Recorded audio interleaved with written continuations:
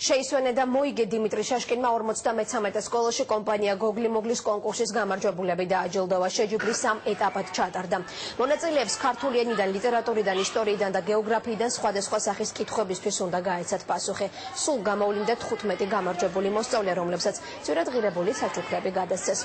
ეტაპობრივად კონკურსი ყველა იმ სკოლაში ჩატარდება, სადაც გოგლი-მოგლის სასადავლოებია გახსნილი.